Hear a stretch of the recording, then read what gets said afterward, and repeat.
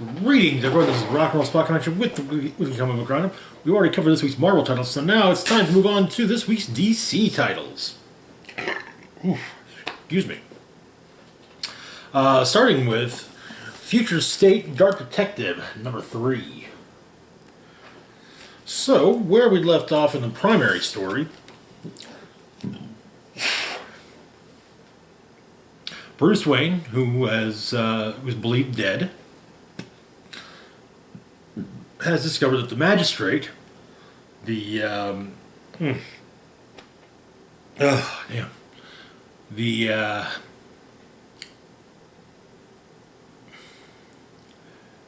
military slash law enforcement force that has taken over Gotham to root out masks, are using nanodrones, which were an old Wayne Industries design. But they were one of the things that Wayne Industries decided was too dangerous to ever put on the market. So the issue begins with a rundown of CEO of Plexitech, Carl Bennington. Basically, it's from Bruce Wayne's perspective. CEO, terrible golfer, organizer of many charity golf tournaments. Money raised by people who could solve so many problems if they would just pay their taxes.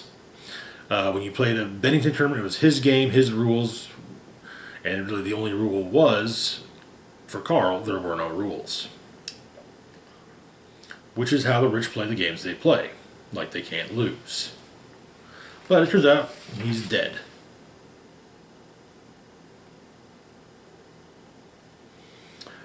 The magistrate announced the murder was suspected to be connected to vigilante activity.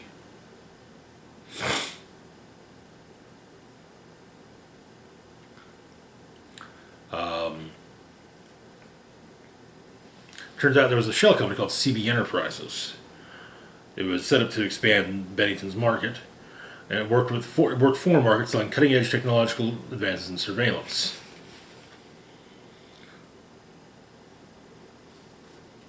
But Plexitech's public business was armor, and Bruce has serious doubts that anyone killed Carl over a set of knee pads. He thinks that he died for the same reason Bruce Wayne had to die. Not because he was greedy, because he was a threat to the magistrate's control of Gotham.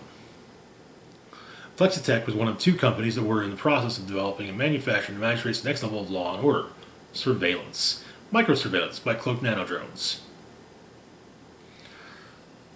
But Batman's explaining all of this while, doing the classic, standing on a ledge with his foot up, and but he's going to try and find some of the nanodrones and dissect them, basically. So Bruce claims he's going to engage in one gentlemanly sport his family actually indulged in: fly fishing. However, a lot of them have, a lot of these nanodrones, once they're caught, tend to explode. And then sometimes they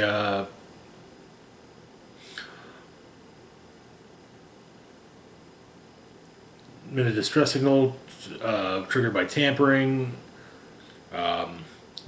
Bruce says that basically this is like fly fishing if fish had the ability to evolve and develop new technological advances every time you caught them.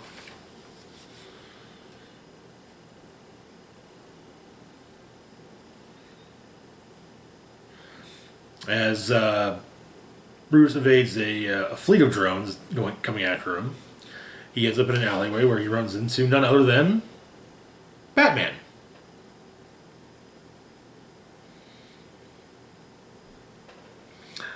Bruce's first thought is, "You're in my suit," but he doesn't say it out loud. He claims there's always a new hero to replace the old one because it's about a symbol, not a person. Batman is dead. Long live Batman. But they have their little, they don't fight, but they do try to intimidate one another, and neither one's fallen for the other's intimidation.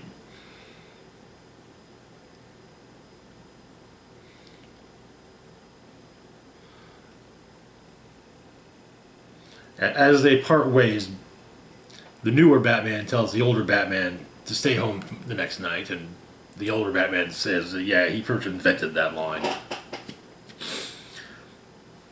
But Bruce is able to eventually hack into the nanodrones. And it turns out they're everywhere. 24-hour surveillance in the streets, in people's homes, blowing past an invasion of privacy to full panopticon. And apparently all the nanodrones are connected to the same servers, so hacking one eventually meant he got to see all the data they've gathered. It's endless. And includes footage of Carl Bennington's estate on the night he was killed.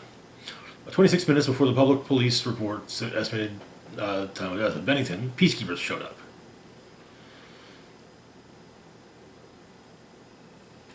Meaning that the magistrate was behind the murder of Bennington.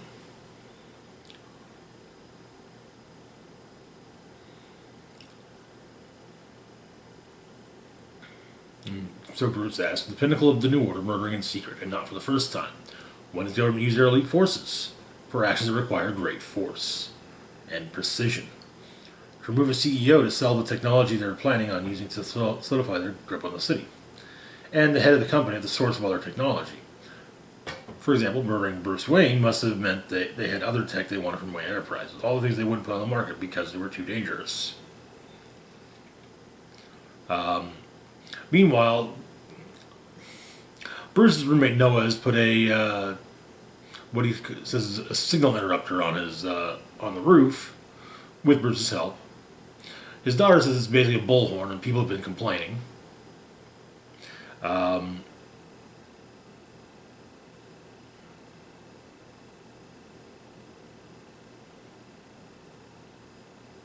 Noah's daughter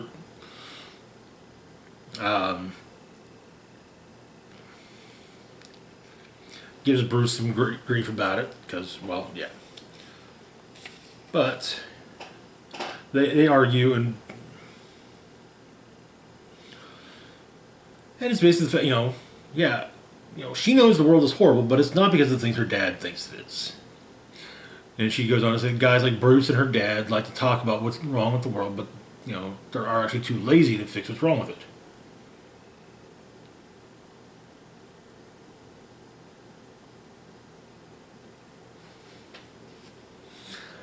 But she starts to wonder. Noah's hearing weird noises. Okay. So, Bruce breaks out his new infrared specs, made with Noah's swimming goggles and some tech that he pulled from a cyber.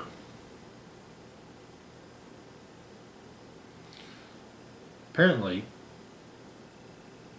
Noah's daughter has half a dozen nanodrones on her, which Bruce follows.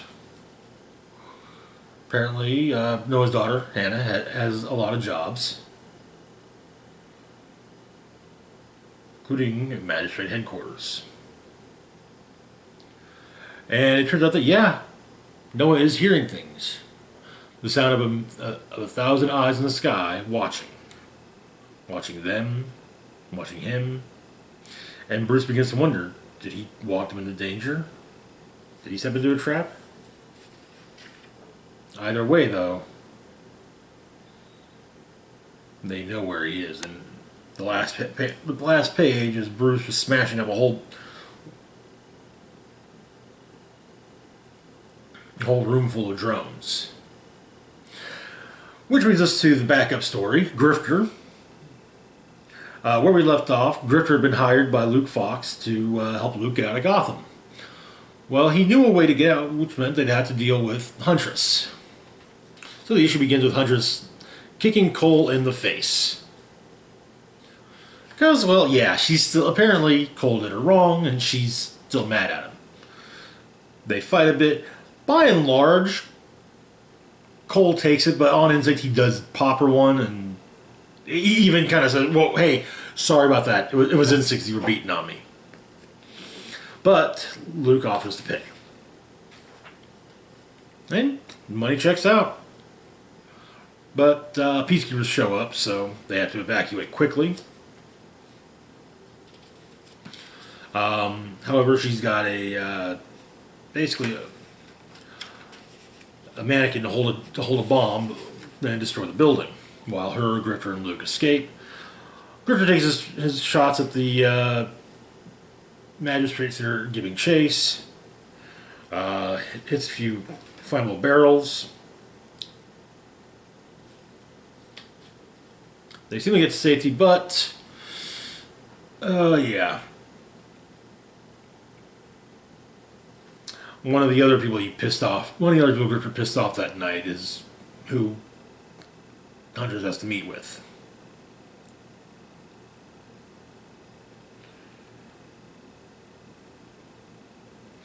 Cole offers to pay them for safe passage. 30 minutes later, they're in the Gotham sewers on a hovercraft of sorts.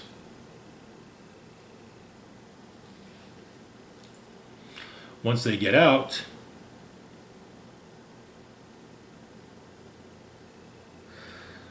the magistrate's waiting for them. And it turns out the whole thing has been a sham on Luke's part to help the magistrate catch Huntress.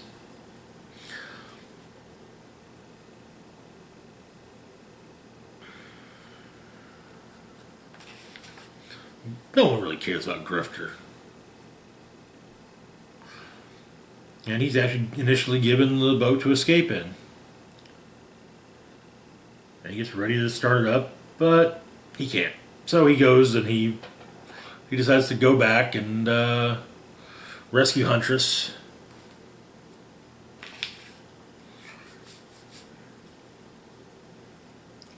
And Huntress manages to escape, but Cole is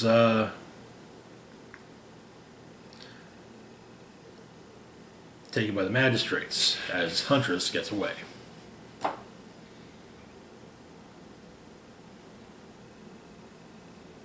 And to be perfectly honest, Grifter's feeling pretty good about himself, actually. And that is where the issue ends. That's also the final installment of the Grifter story, as it was a two-part backup in Dark Detective.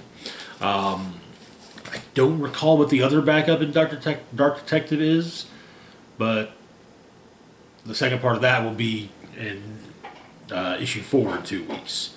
Which brings us to our next book, Future State Justice League, number 2. Where we left off, there's Justice League of the Future, led by Jonathan Kent, Superman, who have a very strict non-fraternization rule, were taken down by the HyperClan, a group of white Martians, and sent elsewhere. These white Martians had also previously killed the Legion of Doom. So the book begins with, we see the Justice League saving the day, rescuing kids, and occasionally taking people into custody. Turns out there's basically, it's a bit of a surprise how many missing humans the planet will turn a blind eye to when they feel safe. They're building a machine, though. One of the members of the HyperClan, some of the members of the HyperClan are kind of just like, maybe we don't have to do the whole world conquest thing. Maybe we, just let them, if we just keep pretending to be the Justice League, they'll continue to worship us. One of those, hey, this is good enough. Well, I want to say, maybe we can find happiness. Though the leader of the HyperClan, Protex, zaps the last one, explains that they're owed vengeance, not just happiness. So the League themselves are on another world. Wonder Woman discovers a camp, apparently a white Martian settlement.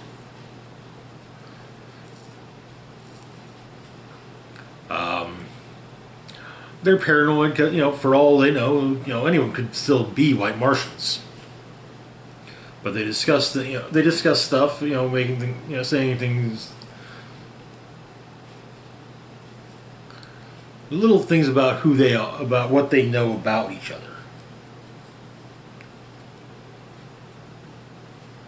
But it turns out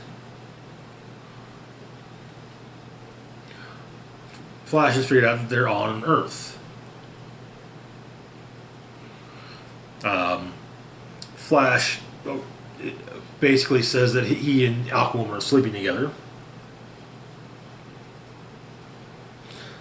But Flash locks onto the vibrational signal of New Earth, or of Earth Zero, and basically lends the rest of the League some of his speed so they can all vibrate at that frequency and run back to Earth, to their Earth. Meanwhile, the Hyper Clan is building a new Hall of Justice, and it's all part of their big weapon.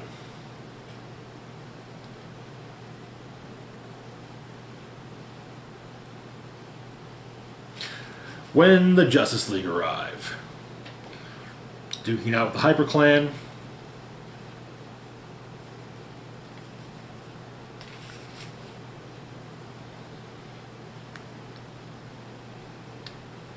and you put their newfound trust to use.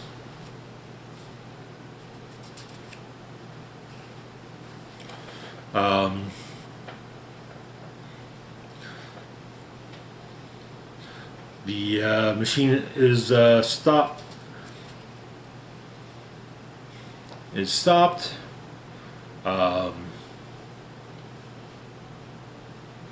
Hyperland is taken back to the Earth they had been imprisoned on previously, and the Hall of Justice is eventually rebuilt. And a few months later,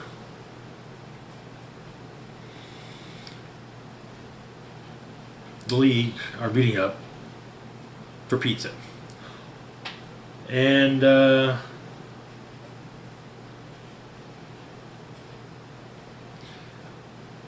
Green Lantern has been elected leader.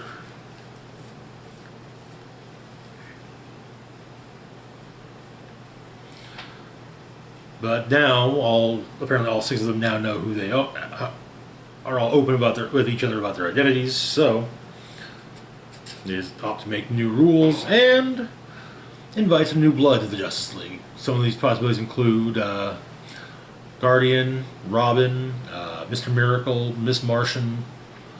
I can't remember what I know that she's got a name, but there's a female Guardian. I think she's supposed to be like Lobo's daughter. But yeah. Various others. And that is where the story concludes. Which brings us to our backup tale, Future State Justice League Dark. Where we left off, Merlin had basically taken over, was becoming, the Lord of Magic on Earth. Etrigan was now bound to Detective Chimp. Among the few left were Detective Chimp and Etrigan, Zatanna, and Ragman and Constantine. But they discovered that also still around was none other than Dr. Fate, who had hidden himself away, basically to kind of drive Merlin nuts.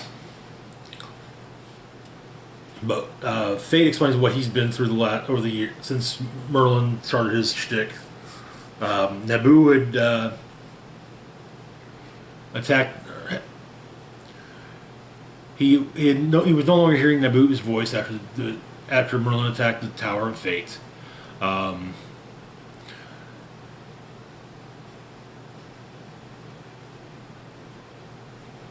the good doctor went to get to whom Kent Nelson once found. But instead he met Howhat, a friend of Naboo's, shall we say, who basically, hey, yeah, I'll help you out, but for a price. And so he finds out some of the things that occur, like how Merlin split Jason Blood from Etrigan. Apparently Jason Blood is no more as well.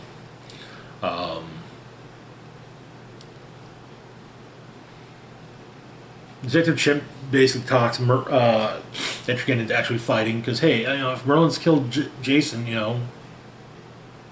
That was why he wasn't fighting. It was to protect Jason Blood. But if Jason Blood's already dead, well, there's apparently the soul of a dragon inside Ragman's rag suit, and Zatanna uses it against the forces of Merlin. But then Merlin and Merlin's forces arrive, led by Enchantress,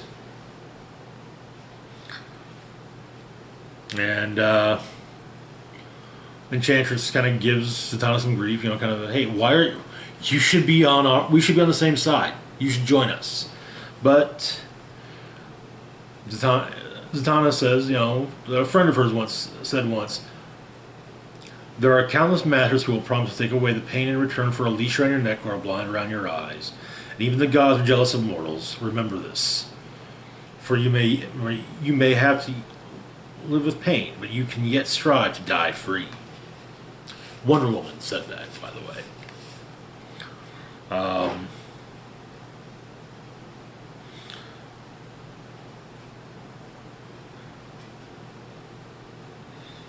And that kind of seems like maybe she says, so you want to die free? Is that it? Well, we can arrange that. And she tries to take down, and tries to take down Zatanna, Constantine, Ragman, and Fate all at once. But Fate pops her one. And then Etrigan decides to take a shot at her, and yeah, he royally messes her up when Merlin and his Blood Knight arrive. The Blood Knight throwing a sword through Etrigan, sword of an angel no less. And Merlin reveals that, no, Jason Blood isn't dead. I've been kind as hell. I've been super kind to him, actually. Jason is in fact the Blood Knight.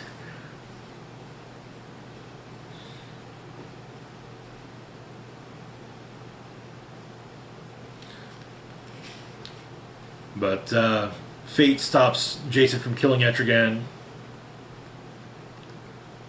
and Fate makes a bargain with Merlin. The helm is what Merlin wants, because it will give Merlin the ability to look into the future.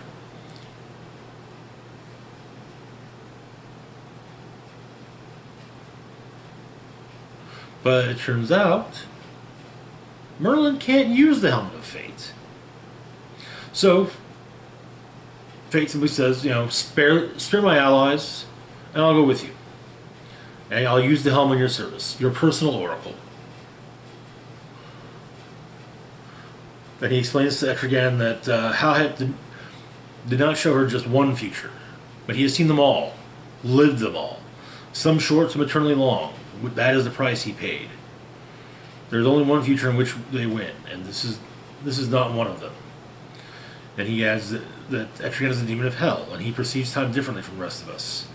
Then he whispers into Etrigan's ear, remember, past actions may yet be influenced by the future you have seen. And so, Enchantress, Jason, and Merlin leave together.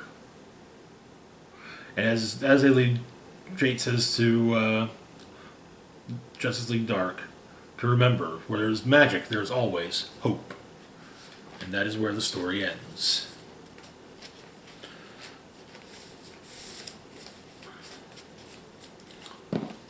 Actually, that's where both stories actually end. Which brings us to our next book, Rorschach. I think we're number 5, I believe.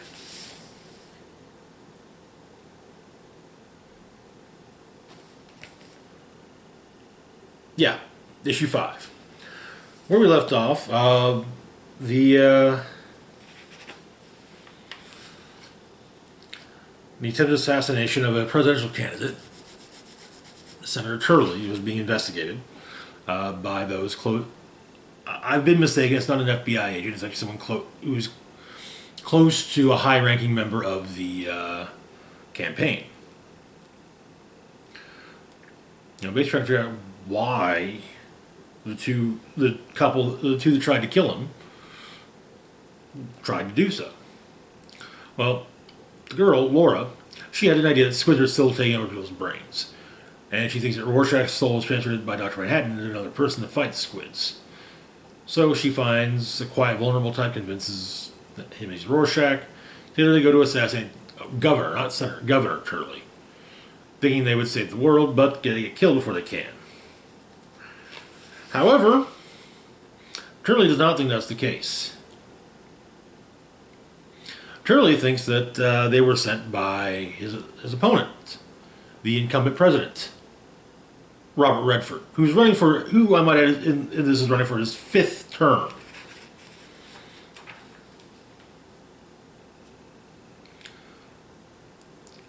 And Alan, our protagonist's buddy, superior, is explaining this to Turley, but Turley's like, get out, just get the hell out.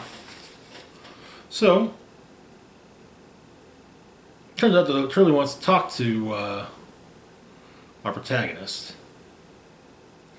So he goes to speak to him, gets the pat down, everything.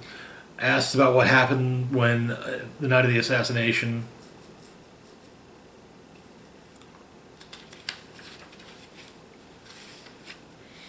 But Turley is on the shitter when the investigator comes in. And yeah, he still insists that Redford's trying to kill him. In the main room, there's a massive painting of a happy face button behind the desk. Turns out, Turley saw a comedian twice. Once they saw each other actually up close and, after Tet. Turns out Turley a Vietnam vet after all.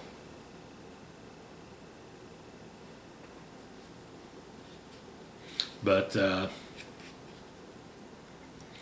Turley helped to provide a cover fire for a comedian escaping from in a quick escape.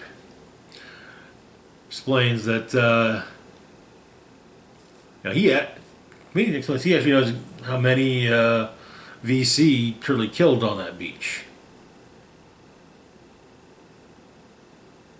Not enough.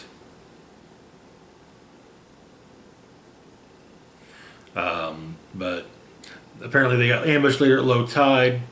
The woman the comedian had saved took a bullet and didn't make it.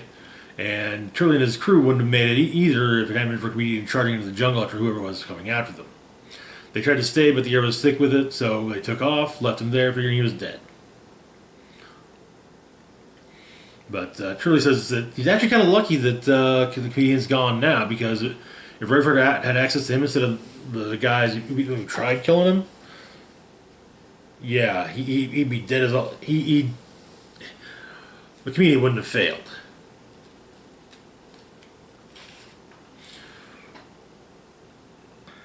And Turley continues to give his bit while the investigators kind of, listens. And Turley finally asks, when you look at me, what do you see? But rather than answer, the investigator simply says, when was the second time you saw the comedian? And apparently it was either shortly before or shortly after the end of the war, when Dr. Manhattan and a comedian were talking.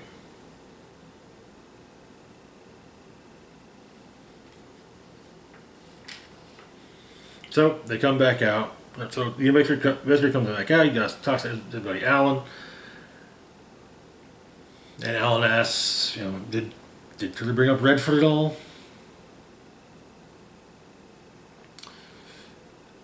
Man takes a drink and somebody says, apparently Turley was impressed with the investigator, who takes a drink and lies bald-faced down and said, no, he didn't. And then he leaves, and following him and laughing are Laura, the kid, and Rorschach. Well, Myers and Rorschach. Which brings us to our final book of the week, American Vampire 1976, number 5. Where we left off, Skinner, Sweet, and his cohorts had ended up in the Matterhorn, facing off against some of the Mad Giants. Well, now we actually see them fighting the Mad Giants, and now, well, so I say it's not going well for either side, but that would give the advantage to the Giants. I mean, home field, Giants, you know. However, the fight is stopped by the Council of Firsts.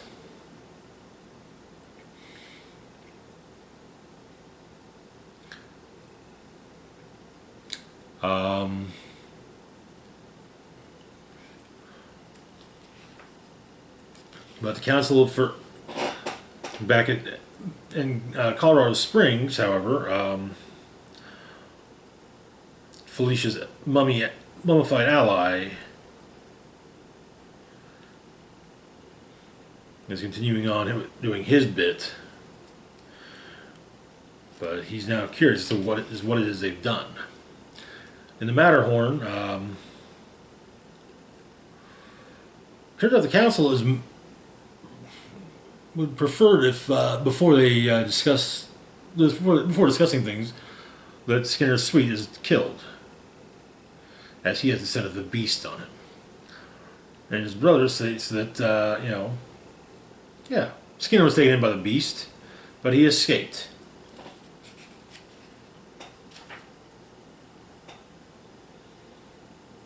But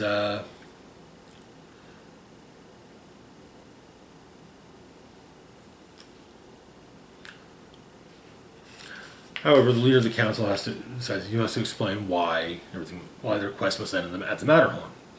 To explain, the old world was hatred and fear.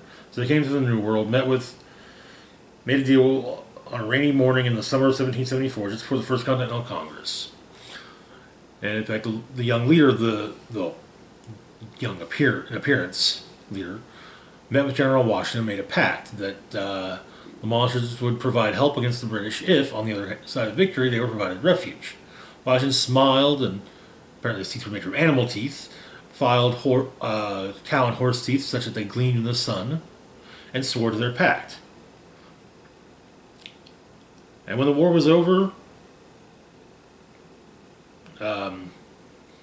coordinates were given to Washington to the summit, and everyone returned home to wait welcome notice. But it never arrived. Instead, the modern versions of the monsters invaded, and Carpathians, and basically all the enemies of the Council of Firsts. And so, they've lived through the fall of many nations. America, it tempts aspiration, yet feeds only appetite. Be part of an ideal bigger than yourself, it calls. Then, but why not make yourself the ideal biggest of all? Such is also the beast's nature. It seeks to remake the world to suit itself and nothing else. So, to the leader's mind, America and the beast are perfect for one another.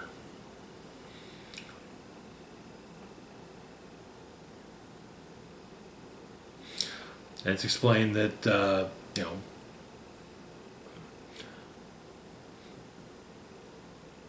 history, to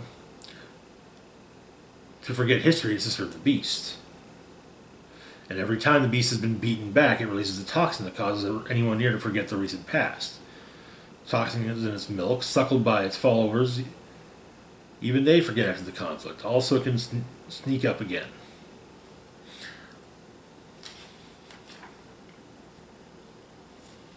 So the plan is to basically let the beast, destroy America, and then go to America. Then the Council of Firsts and their forces will go to America and fight the beast there.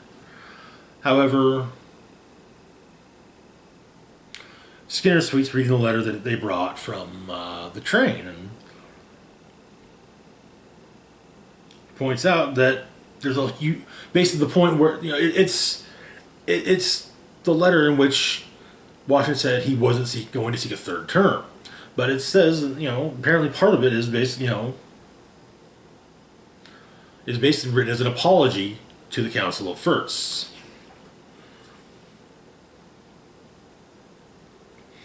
And so,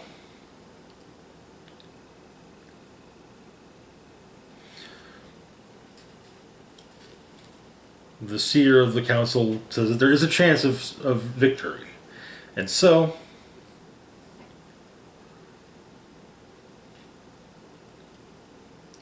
the council says that they will not fight alongside Skinner and his crew, but they will wish them luck.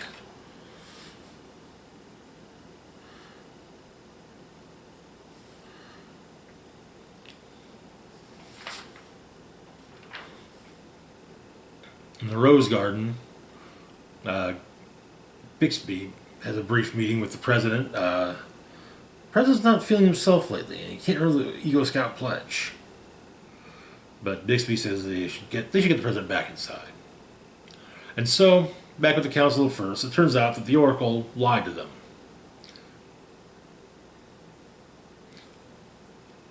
But the elders appear to be mad and, well, figured that probably because they still smell the stench of the beast from their visitors.